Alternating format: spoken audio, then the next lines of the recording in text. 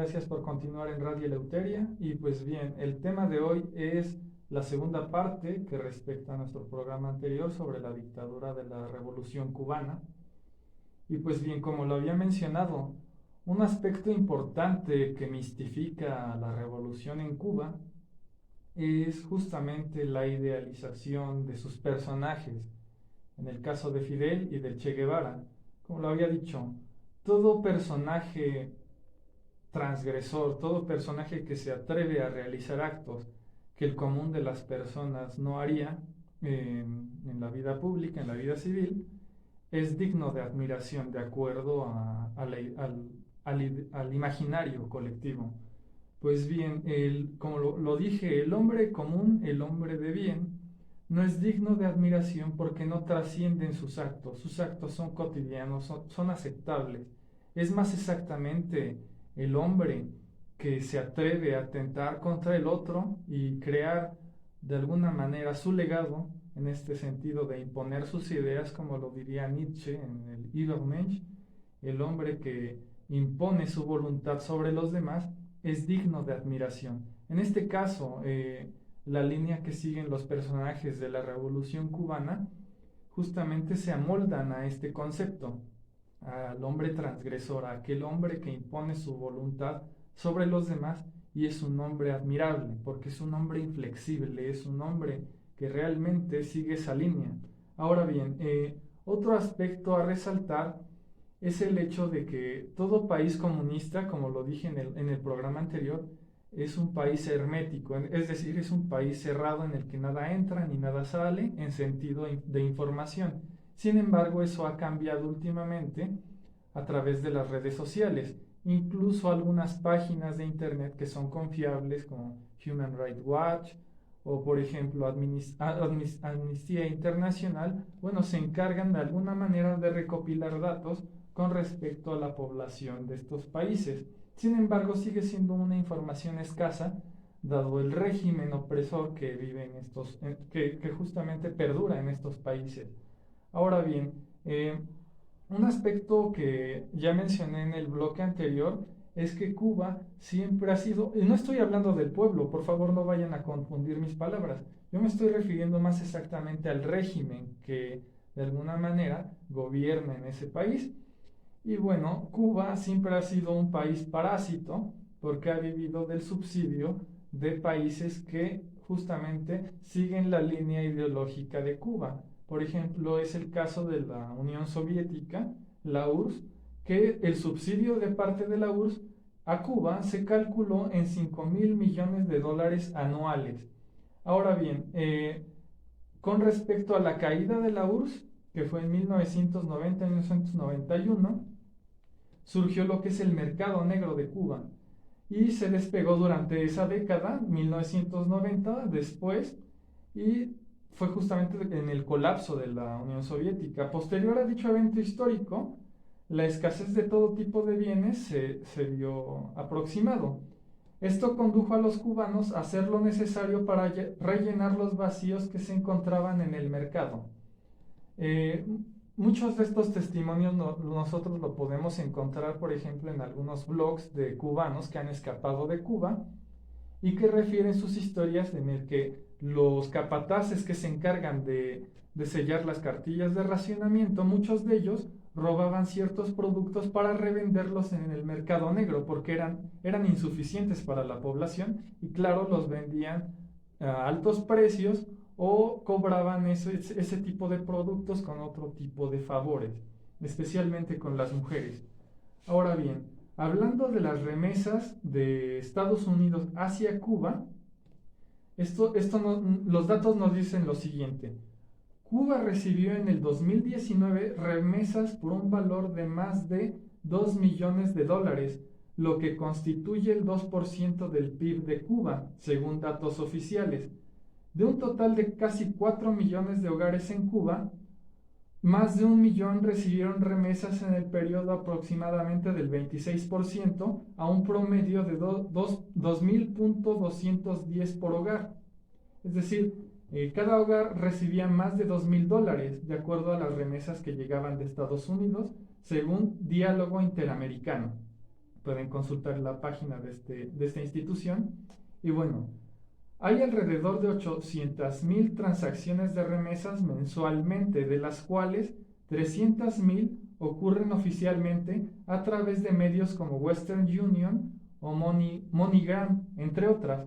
Ahora bien, el gobierno se queda a través de esas transacciones con unos $2 por cada una, es decir, pueden estar haciendo máximo $1,000,000 mensual.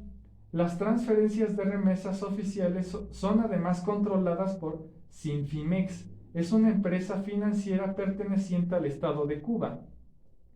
Ahora bien, esta empresa, Sinfimex, que pertenece al régimen cubano, ha sido sancionada en el 2020 por Estados Unidos. Es por esta razón que las remesas han sido afectadas por la reciente política de Washington. Al respecto, Sinfimex es una autoridad financiera que ejecuta y controla todo el pago de transferencias financieras internacionales, y eso incluye operaciones que se realizan el ejército, la policía y otras entidades estatales de Cuba. Es decir, a pesar de que son personas que huyen del régimen cubano para poder de alguna manera mantener a las familias que se quedan en este régimen comunista, aún así el régimen comunista trata de controlar el dinero que entra a los hogares cubanos. Ahora bien, hablando de la migración, según un estudio del Instituto Cubano de Investigaciones de la Universidad Internacional de Florida, sus siglas son FIU, en los primeros 3 años del gobierno de Fidel Castro, emigraron hacia Estados Unidos 248,100 personas de Cuba, en lo que sería el inicio del éxodo tras el triunfo de la revolución.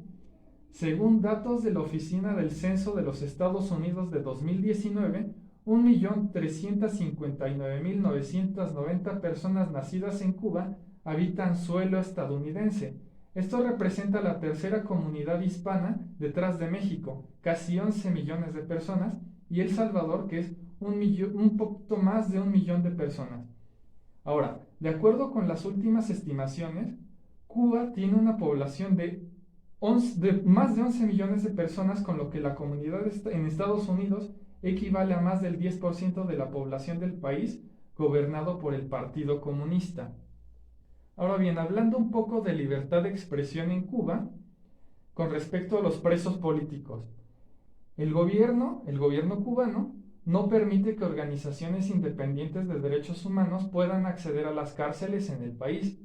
Las organizaciones locales creen que la cantidad real de presos políticos es mayor de la que informan los propios datos del Partido Comunista Cubano, pero las restricciones limitan su capacidad de documentar los casos. Pues bien, en la práctica los tribunales están subordinados al Poder Ejecutivo y al Legislativo.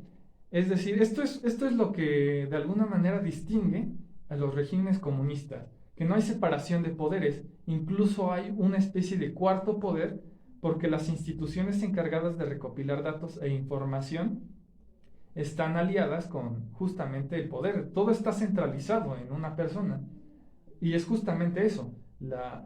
Lo que distingue a un régimen comunista es que no hay separación de poder. Tanto el ejecutivo, el legislativo, el judicial e incluso la prensa pertenecen al mismo órgano administrativo. Es decir, es un caso de centralización de poder radical. Ahora bien, las prisiones del país en general están sobrepobladas. Los presos son obligados a trabajar jornadas de 12 horas y reciben castigos si no cumplen las cuotas de producción preestablecidas, según informaron expresos políticos. Y bien, no existe en la práctica un mecanismo a través del cual los detenidos puedan presentar reclamos por abusos. Aquellos que critican al gobierno emprenden huelgas de hambre o recurren a otras formas de protesta y a menudo son encarcelados en celdas de aislamiento durante extensos periodos y sufren golpizas, restricciones a las visitas familiares y denegación de atención médica. Esto ya se había comentado en el programa anterior con respecto a la formación de la SUMAP, estas unidades de supuestamente adiestramiento militar para la producción, en el que encarcelaban, vuelvo a repetirlo, estudiantes que habían sido expulsados de las universidades, encerraban también a sacerdotes católicos o testigos de Jehová, también ahí encerraban a disidentes políticos y una gran cantidad de población en esos campos de concentración eran personas homosexuales. Ya he referido lo que dice la gran enciclopedia soviética con respecto a la homosexualidad, que para los soviéticos la homosexualidad era un vicio burgués antinatural, según la descripción de la gran enciclopedia soviética, y las declaraciones del mismo Fidel Castro, que decía que los homosexuales no eran ni revolucionarios, ni comunistas, ni hombres.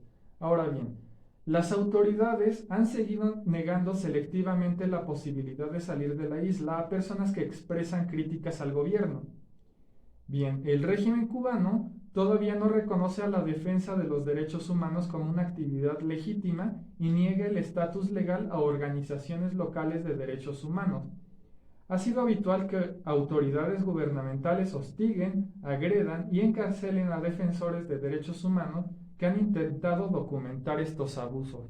Ustedes pueden incluso buscarlo en YouTube de algunos disidentes cubanos que han logrado escapar de la isla y ustedes pueden testificar lo que dicen estas personas. Ahora bien, voy a tocar un tema un poco delicado, pero lo hago con total imparcialidad.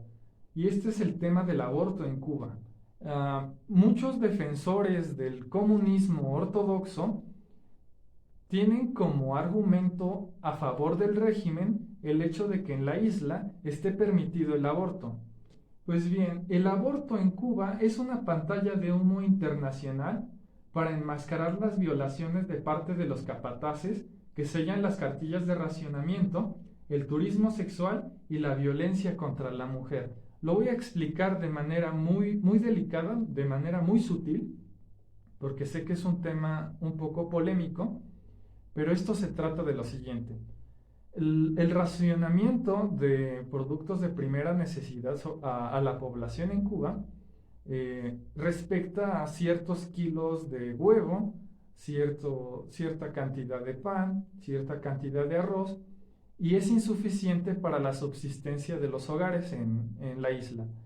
Muchas mujeres deciden prostituirse con los capataces que sellan las cartillas de racionamiento para recibir un poco más de alimento. Las mujeres que llegan a embarazarse por tener relaciones sexuales, no llamémosle consensuadas con este tipo de personas, recurren al gobierno para practicarse abortos. Es por eso que el aborto en Cuba es una pantalla de humo internacional.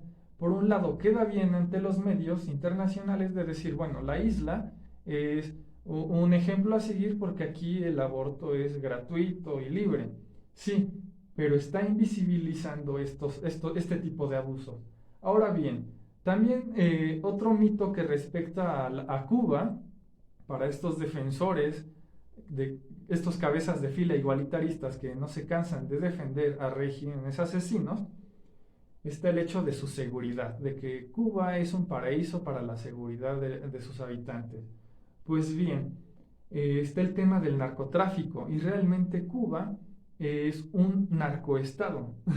El narcotráfico principal en la isla es la cocaína y es parte fundamental del sistema de crimen organizado transnacional que, disfrazado como proceso político antiimperialista y populista, convirtió en narcoestado a Cuba, a Venezuela, a Nicaragua, a Bolivia y en su momento a Ecuador, con Correa. Ahora bien, en los primeros años de la denominada Revolución Cubana, el régimen proclamó como medio del Che Guevara y Fidel Castro la acción estratégica. Ellos así lo llamaron, acción estratégica, y esto consistía en llenar de drogas los Estados Unidos para atacar a la juventud. Esto lo dijo Fidel Castro y el Che Guevara en sus declaraciones. Ahora bien, el narcotráfico es parte de los instrumentos de la lucha antiimperialista de la dictadura de Cuba, recreado en el castrochavismo por su vocero Evo Morales, que bueno, en los próximos días creo que va a asistir a una reunión o una especie de foro aquí en México. Y bueno, Este es de parte del vocero Evo Morales, cuando en las Naciones Unidas, en abril del 2016, afirmó que la lucha, estas son palabras de Evo, la lucha contra el narcotráfico es el instrumento del imperialismo para oprimir a los pueblos. Es decir, perseguir a los asesinos que trafican con drogas es un instrumento del imperialismo yanqui para oprimir a los pueblos, según palabras del buen Evo, nuestro amigo. Y bueno, además de sostener y promover a las Fuerzas Armadas Revolucionarias de Colombia, que es las FARC, esas son sus siglas, que es una organización narcoterrorista de tinte marxista, y también ha apoyado al Ejército de Liberación Nacional, el ELN, en el mismo país. Está aprobada la asociación directa de los Castro con los narcotraficantes Pablo Escobar de Colombia y su socio Roberto Suárez de Bolivia.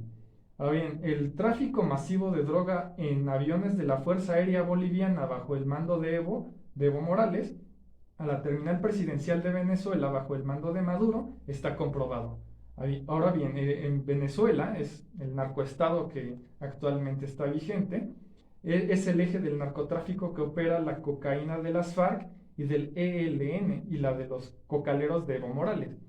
Ahora bien, la cúpula del régimen venezolano está acusada y requerida por tribunales internacionales con precio por su captura por delitos de narcotráfico. Cuba es el narcoestado jefe porque ha operado con y en Nicaragua y ha demostrado que además de ocupar Venezuela y dirigir a Evo Morales, es país de salida de cargamentos de cocaína, como lo prueban los cerca de 1.517 paquetes de cocaína decomisados en mayo del 2019 en Panamá en un contenedor proveniente de Cuba. Esto ha sido probado. Yo invito a la gente que posiblemente es escéptica con lo que yo estoy refiriendo a buscarlo en internet.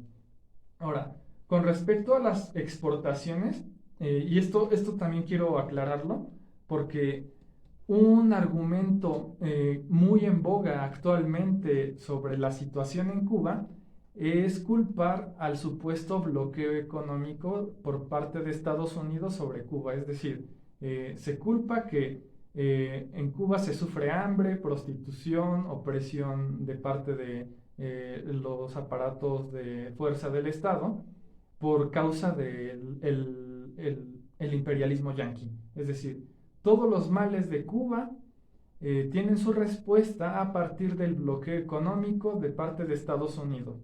Esto es totalmente falso. Por un lado, son varias cuestiones las que quiero aclarar en este momento. Posiblemente me lleve algunos minutos, pero es necesario decirlo. Por un lado, no se trata de un bloqueo económico. Un bloqueo económico sería que a través de la Fuerza Aérea y la Marina de Estados Unidos rodearan a Cuba a través de barcos para que nada entre y nada salga del país. Y de esa manera colapse Cuba. Pues eso no es así. Ya lo había explicado. Se le llama embargo económico y el embargo surgió por los misiles que llevó Rusia a la isla y en segundo lugar por las expropiaciones de parte del régimen cubano sobre empresas americanas, españolas, muchas empresas extranjeras y también pequeñas y medianas empresas de parte de los mismos cubanos que fueron expropiadas por el mismo régimen y no recibieron ninguna compensación económica por este tipo de nacionalizaciones. De esa manera, Estados Unidos evitó hacer tratos con el nuevo régimen comunista y se alejó del comercio con la isla. Sin embargo, el transporte de medicamentos nunca fue prohibido por parte de Estados Unidos. Además de eso, está el hecho de que es muy curioso de que los comunistas digan que su situación es crítica por falta de mercado libre. Si bien en todo este tiempo del marxismo ortodoxo que se culpa al libre mercado de todos los males de la humanidad, es muy curioso que los mismos comunistas digan que necesitan el libre mercado para estar bien económicamente. Esto es una paradoja de la misma narrativa socialista, de decir, bueno, todos nuestros males están asociados por el bloqueo económico de Estados Unidos, pero ellos abogan por una autosuficiencia de países, que el país pueda producir sus propios alimentos, sus propios recursos, y que a la hora de colapsar culpen a los Estados Unidos por no querer comerciar. Es decir, bueno, al final de cuentas, ¿libre comercio es bueno o libre comercio es malo? Este es uno de los incentivos de los propios socialistas. Pues bien, realmente Cuba no sufre un bloqueo económico porque Cuba puede comerciar con cualquier país de América y del mundo, y justamente también comercia con Estados Unidos porque, bueno, con respecto a las exportaciones, de acuerdo a The Observatory of Economic Complexity, creado por el grupo Macro Connection en el MIT Media Lab, al menos en el año 2019, el 23.8% de las exportaciones de Cuba consisten en productos derivados del tabaco, el 17.5% en productos como el azúcar de caña, remolacha y sacarosa químicamente pura, el 8.7% productos derivados del alcohol, el 0.62% tabaco en rama, el 0.36% jugos de fruta, el 0.22% en preparaciones alimenticias no contempladas en otro lugar, el 0.087% moluscos y demás invertebrados,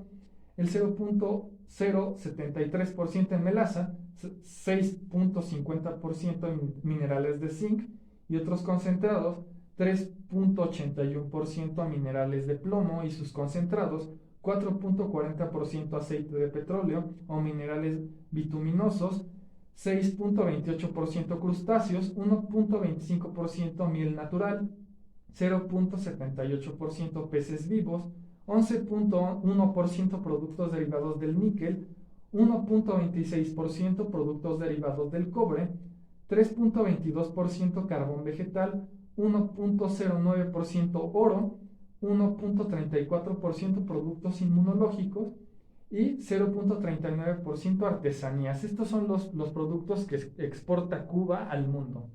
Ahora bien, antes del corte voy a referir sus principales destinos de exportación, que son China, con el 38.2% del espacio, el espacio comercial, y que representa un valor de exportación de 461 millones de dólares. Chipre, con el 4.05% del espacio comercial, con un valor de exportación de 48.9 millones de dólares. Hong Kong, con 3.89% del espacio y un valor de exportación de 46.9 millones de dólares. Turquía, con 1.59% del espacio y un valor de 19.2 millones de dólares. Japón, con 1.15% y un valor de 13.9 millones de dólares. España, con 10.5% del espacio y un valor de 127 millones de dólares. Países Bajos, con un espacio comercial de 5.44% y un valor de 65.5 millones de dólares. Alemania, con espacio de 5.37% y un valor de 64.7 millones de dólares. Suiza, con 3.21% y un valor de 38.7% de millones de dólares. Portugal, con 2.99% del espacio y 36 millones de dólares. Puedo seguir hasta el final. Francia, Rusia, Italia, Bélgica, Reino Unido, Grecia, Canadá, Honduras, Brasil, Chile y Australia. Y bueno, al final del último bloque voy a hacer una equivalencia para justamente terminar con este mito del bloqueo económico. No se muevan. Radio Eleuteria.